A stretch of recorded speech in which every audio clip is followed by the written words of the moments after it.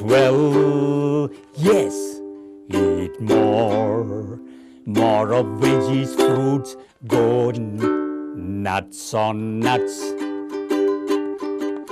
Eat less, yes, eat less. Less of carb, fat, and say no to soda pops. Eat well, yes, eat more. More of veggies, fruits, go nuts on nuts. Eat less, yes, eat less. Less of carb, fat, say no to soda pop. Say no to soda pops. Exercise well. Walk, jog, run, bike. Treadmill, elliptical, till soaked in sweat. Exercise more, 5 times a week. Half hour or more, till soaked in sweat. Exercise well, walk, jog, run, bike, treadmill, elliptical, till soaked in sweat.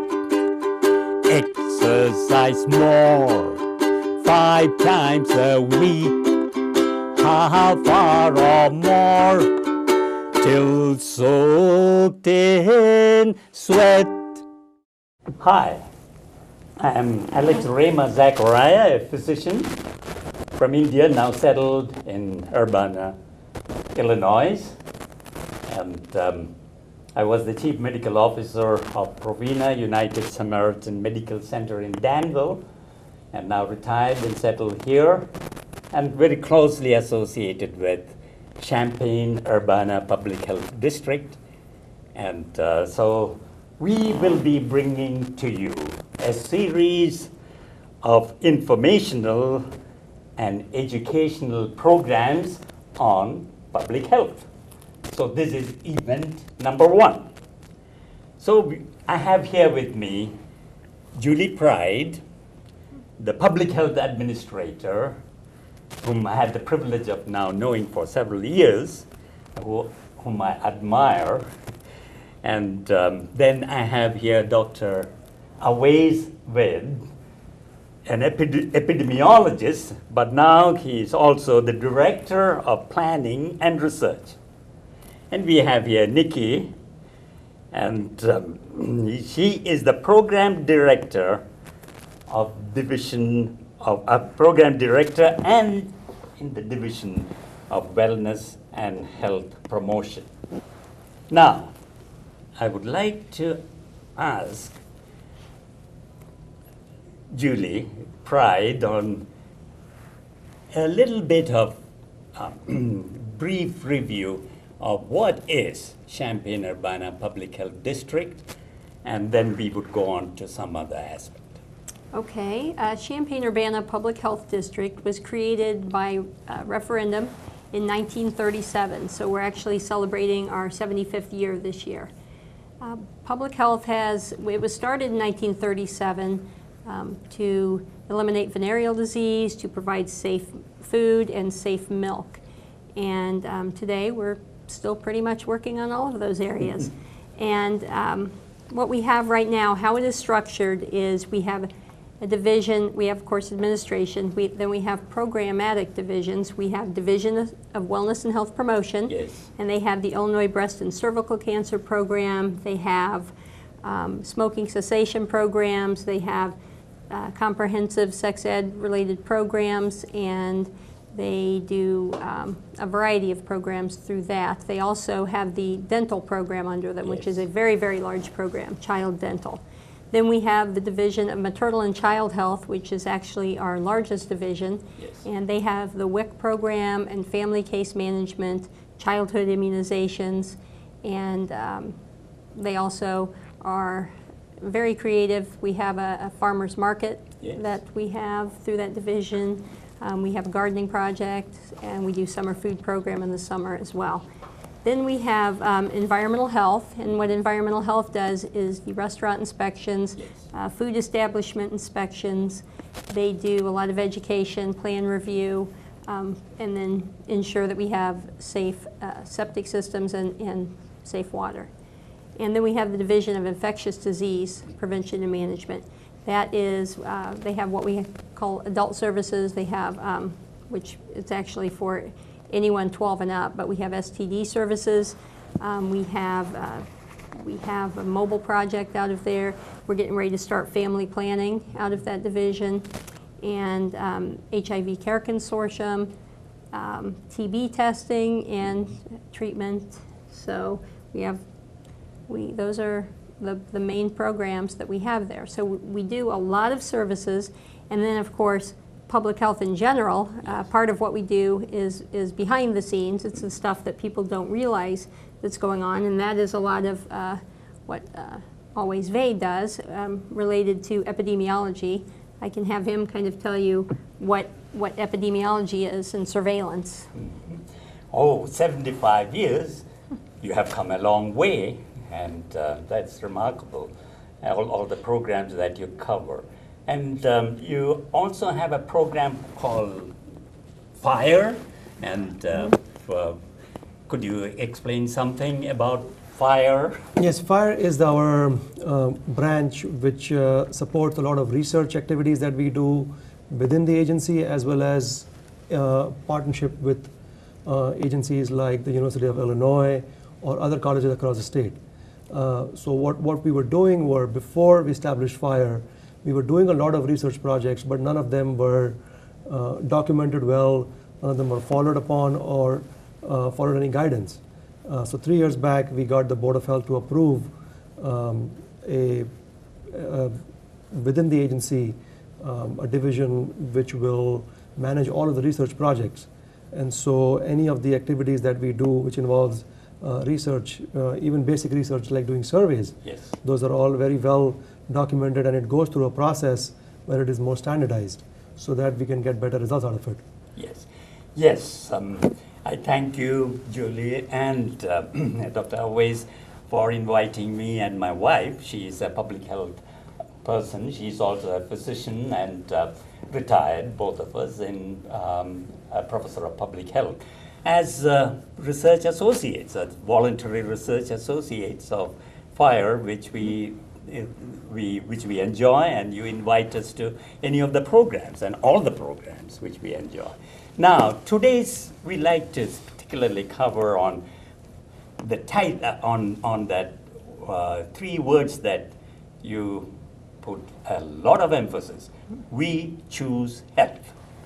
Yes, We Choose Health is an initiative, a statewide initiative, and certain communities were able to receive funding to basically transform the community into a healthier place, and that is by working together with all of the different agencies and governments and schools and community-based organizations and businesses and of course the clinics and hospitals and everyone, to work toward the same goal. Yes. So that what we're working on are 3 in Champaign County. We received about $800,000 over the next 4 years to really get this thing going and to try to make a difference in policy and a difference in, basically it's called community transformation because, you know, we're really trying to move the dial, if you will, in the other direction. Obesity is a absolute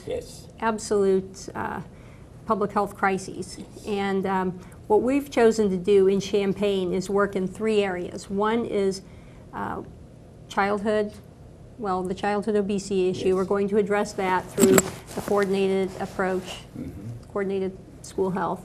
Then we're also going to focus on workplace wellness because where are kids most of the time? In school. And where are we adults? We're at work. Yes. So those are the 2 places. If you can kind of change those cultures, you can make really kind of big inroads into getting people to change their attitudes and behaviors. And then also we are going to work on creating smoke-free, more smoke-free environments. And Nikki can tell you about the specifics of those because this is going to be housed, well, it's kind of multidisciplinary at public health, but it's several of the programs are housed in Division of Wellness and Health Promotion. So if she'd like to tell you kind of what we're going to do. Okay, So- Nikki, would you elaborate on that particular point? So we're working with the University of Illinois to establish more smoke-free outdoor spaces for the university, and we're also going to be looking at what our baseline is for smoke-free multi-unit housing. So how many multi-unit buildings are there that offer smoke-free living, apartments, duplexes, and really work with the landlords and tenants to develop smoke-free multi-unit housing. How about work site wellness? The other piece that we're working on is coordinated school health. So we're working with several. Well, the end goal is really that all of Champaign County schools will be implementing a coordinated approach to child health, so that we have environments that the kids are in, 8 hours a day, that we make these environments that make it really easy for kids to make good choices, so that they're not tempted by the junk that's in vending machines, so that they're not tempted to sit around at recess, and that they're included in their PE classes. They don't have to share equipment. They don't have to wait in line for their turn. So we work with schools to implement a program, to implement a coordinated approach to child health. And that really works to help the schools offer healthy foods while the kids are in schools. And that doesn't mean just in the lunchroom. That means when you are having celebrations, you have policies that support healthier choices. Then it means when kids bring snacks to school, that there's a list of appropriate snacks that they can bring in. But then it also emphasizes physical activity, so that kids are getting physical activity during PE, but that they're doing moderate to vigorous physical activity at least half of the time. Yes. So a lot of times in a PE environment, there's a lot of time for management or a lot of time for giving instructions. So we work with schools to help them develop strategies for maximizing that time that the kids are in PE, and then maximizing the time that they have recess. The other piece is the health education piece, so that kids are also learning how to set goals and plan healthy behaviors. We give them opportunities to really practice goal setting, or practice, planning a party where they're doing physical activity and they're having healthy foods there.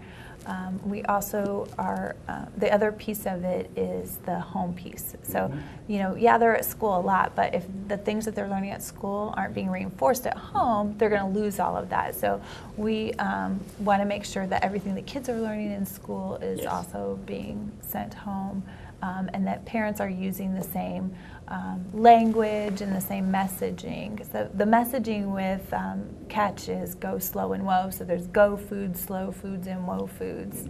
And we're really working to make sure that that language is consistent at school, at home, and in the community. And as a mother of a child who went through the program, through the Let's Get It Started program, once kids get the concepts, they are very empowered by them. My daughter loved the go foods, slow foods, and woe foods. She talks about them all the time. And she also, when we were at the grocery store, in the class, they had learned about shopping the edges of the grocery store. I didn't even know what she was talking about, and it is absolutely, she's absolutely correct. What she learned in that class is that the healthier foods, the non-processed foods, are around the edge. You walk into a grocery store, you've got your fruits and your vegetables and your dairy and your meat and your eggs and your cheeses, and then all the processed stuff are in the aisles. And I thought that was really interesting. So to think that kids aren't able to get these concepts is certainly not the case. They get it, and they are the ones that will reinforce it. Yeah, and I think that's a really good point, that kids start to feel empowered once they have the language and the understanding. Julie mentioned the grocery stores. We've worked with a lot of grocery stores in the community to put Go stickers on Go foods. So that's just another place for families to start that conversation. So when they're in the store, what's a Go food? What does the sticker mean? And the kids know. We've seen other examples of that too. A lot of our Catch schools use yoga to kind of calm the kids down, or an activity for them to do in the morning.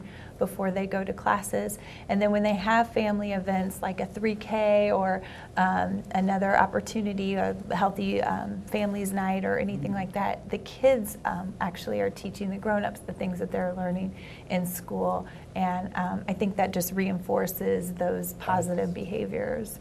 That's amazing, because I would say that's kind of an invisible, we don't think of CU-PhD when that is so, it's amazing that CU-PhD has this invisible role, which is not publicized much, but all of you need to know that. Yeah, and what happens is, you know, public health oftentimes, when you look at all the 10 achievements, you know, the big great achievements in public health, what often happens is public health is the ones collecting the data and determining that there's an issue through epidemiology and surveillance. So they realize there's a problem, and you can take this with the tobacco issue, with, you know, heart disease, with fluoridation in water, whatever it is.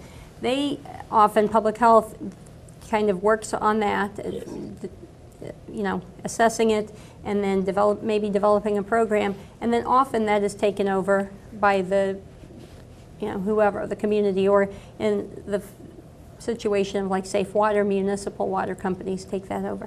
So it's public health usually is there at the beginning of a lot of these things, and with something this big as the obesity crisis that we're facing right now, there's absolutely no way that public health could do this alone. There's just no way.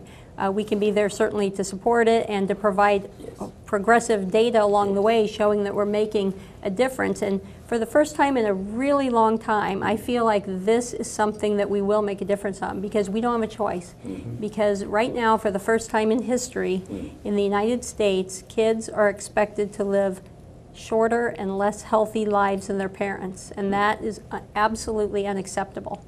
It's unacceptable. And we have to, as adults, and we have to step up. As public health, we have to step up. And as community members, churches, religious organizations, schools, everybody needs to take a role and start taking this seriously. So that brings into the aspect of all three briefly comment. What are the consequences of doing nothing? Well, the consequences of doing nothing would start out with just exactly that.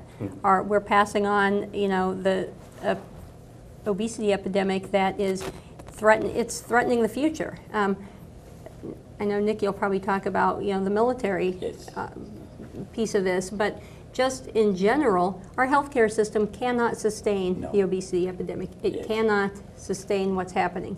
You know, we're seeing kids, very young kids with type 2 diabetes. You may recall it used to be called adult onset diabetes, but because people are getting it at such young ages now, I just heard the other day, grade school age children, hardening of the arteries. I mean, these are unheard of consequences, and they're 100% preventable. We're not talking about something that is, you know, a plague in the distant past that we did not know what was sweeping across and killing everyone. We know what it is, and more so, we're not, you know, we're doing it to ourselves. And so but we're not doing it to ourselves in a vacuum. Kids are bombarded with advertising. They are bombarded with unhealthy choices. They're bombarded with food deserts. People who are food insecure are going to be more obese. So, but the consequences of doing nothing are catastrophic, because number one, people will suffer greatly, and number two, we cannot afford it. So that, the estimates are that if we don't do anything, that by 2030, more than half of Illinois is going to be obese. And that's not that far away. The recommendations from the report, F is for Fat, really are only to make changes so that we can stop this by 5%, you know, reducing BMI by 5%. So they're not even talking about reducing what we've already done. Or reversing what we've already done, but I think we can reverse this. I think this is very preventable, especially with the strategies that we can implement through We Choose, when we're looking at changing environments and changing policies and supporting systems that can really help the community make really easy, healthy choices through some small things and some things that we're already doing. Dr. Awais, as the Director of Planning and Program, how do you No, answer this? I think the three initiatives that we have selected are the three that the CDC also says are the winnable battles. Yes. So they have listed that as that we can win these battles. The ones that we have selected, obesity, Yes. or smoking, which will lead to heart disease or Yes. stroke, or workplace wellness, are all interconnected with each other. So we're not even looking at trying to find a cure for cancer. Yes. These are things that very small modifications, lifestyle modifications or policy changes can have a very big impact. Yes. I think that's why the CDC is also putting its effort and the money Yes. where they know that these few changes can make a significant long-term impact, not just in health, but also significant savings over a long term. So again, coming back to the workplace wellness initiative, which we didn't talk about much, Yes. a person who's working spends more than half their awake life at work. And Yes. our goal is basically to create opportunities for them to have healthy options, Yes.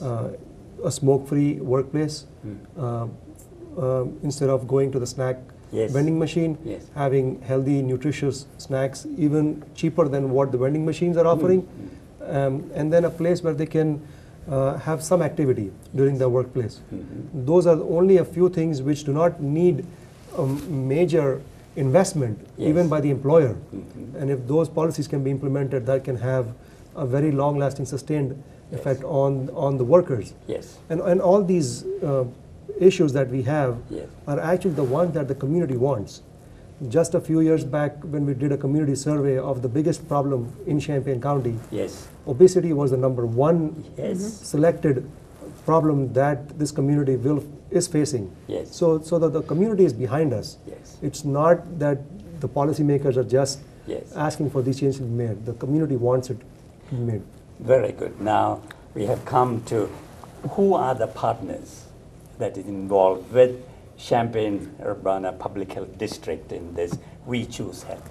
We're very lucky because in Champaign-Urbana, we already had a lot of people at the table who were concerned about obesity and Yes. who were working toward making some changes with obesity. So Yes. that's through CU Fit Families. So that group has a great representation of individuals, agencies, organizations Yes. that are invested in addressing obesity in our community. So we're partnering with CUF and some of the agencies in there, with that organization. But we've also added some new partners. So we're excited to work with the U of I Wellness Yes. Department. We're working with the Family Resiliency Center as a part of CU Yes. Fit Families, WILL. Yes. We've also added the Orpheum Children's Museum Yes. and the Illinois Independent Media Center. Independent Media Center in Urbana. Are they equally excited as Champaign-Urbana Public Health District to be involved? I think everybody is. Yes. We were ready for this, you Yes. know. Yes. We really just needed, like I said, we were all meeting. We were all at the table, Yes. but we were sort of meeting informally, and this was really the place that we needed to get us together Yes. and organize it formally as a coalition to make some changes in our community. And Is the it- partnership's going to keep growing. I mean, Very. we will continue to get people. People contact us through our website because they're interested Yes. in getting more information. And we encourage, everybody. We have a website. We're going to have a Facebook page and a Twitter. Yes. And we encourage everybody to get on there, share with us your ideas, because this is one of the most creative communities that I've ever encountered. And people come up with great ideas, and other people would like to share those ideas. Yes. So, we can all learn from each other, and we can all share these ideas and really start to see a difference. Yes. Right now, I think that people don't even realize what, the BMI, the body mass index, is Yes. not something that is there to say, this is acceptable or you look good at this. It has nothing to do with that. It's a health number. Yes. And we are so far away from even knowing what is, Yes. normal as Yes. far as healthy. We are so far away from that we've just got to start moving it back. And for those who don't think that we can make a difference in changing the culture, I always say look back to when you were a kid. If you grew up around here, you know, I'm almost 50, and when I was a kid, people would throw trash out of their car windows. No one thought anything of it. Well, that's unheard of. I never wore a seatbelt as a child. If somebody didn't have a seatbelt in my car now, my kids would have a fit. Yeah. And I mean, that's changing the culture. And so we have to do the same thing with this healthy eating activity and obesity. This is the part 1 of We Choose Health, and we would be bringing you the part 2 of the We Choose Health. Again, we will have the same panel, because this is a very important subject we do not want to gloss over and miss very important point. So please look forward to the part 2 of our subject, We Choose Health. And I thank you, Julie, Nikki, and Dr. Always for this good interaction. Thank you. Thank you. Thank you. I have 2 visiting scholars, physicians, visiting United States. On my right is Dr. Charles Darwin, MD, from Timbuktu, Africa. Yeah, I'm Dr. Charles Darwin, MD, from Timbuktu, and visiting United States. And on my left is Dr. Ross Heha, MD. Hi, I'm Dr. Ross Heha, MD, a visiting scholar from India. You are visiting scholar from India? That's correct, you got it right. I'm a visiting scholar from India, a physician. Okay, good to be here. Welcome to the show. You have some important message? Yeah, we have a very important message. Yeah, we have this very important message. So important that we are going to sing it. Oh, you are going to sing your message? You got it right. Go ahead. Eat well. Yes, eat more. Eat well and eat more? We have a problem here called obesity. Have patience. Okay, thank you. Eat well. Yes, eat more. Eat well. Yes, eat more. I don't get it. Have patience. More of veggies, fruits. Go. Nuts on nuts.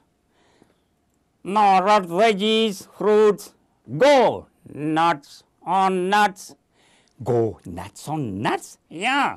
You must go nuts on nuts. Means eat more nuts like we. All right, go nuts on nuts. Eat less. Eat less. Yes, eat less. Oh, now you are saying eat less. That's correct. Eat less. Yes, eat less. Less of carb, fat, and no soda thoughts. Wow, that's a tall order. Yeah. Eat less. Yes, eat less. Less of carb, fat. Say no to soda thoughts. Is that all? Have patience, young man. Oh, thank you, thank you. Exercise well. Exercise well. Walk, jog, run, bike. Wow. Exercise well. Walk, jog, run, bike. Exercise well, jog, walk, run, bike. You got it. You got it. You got it. You got it. Exercise well. Walk, jog, run, bike. Treadmill, elliptical. Treadmill, elliptical. Till soaked in sweat. Till soaked in sweat. Till soaked in sweat. You got it. Thank you. Till soaked in sweat. Exercise more. 5 times a week. 5 times a week. You got it. Exercise more. 5 times a week. For how long? Half hour or more. Yeah, that's right. Half hour or more. Till soaked in sweat. Till soaked in sweat. Till soaked in sweat. You got it. Well, I thank you for this wonderful message in song. Thank you, Dr. Ross Hiha. You're welcome. Thank you, Dr. Charles Darwin, MD. You are most welcome. Die. Die.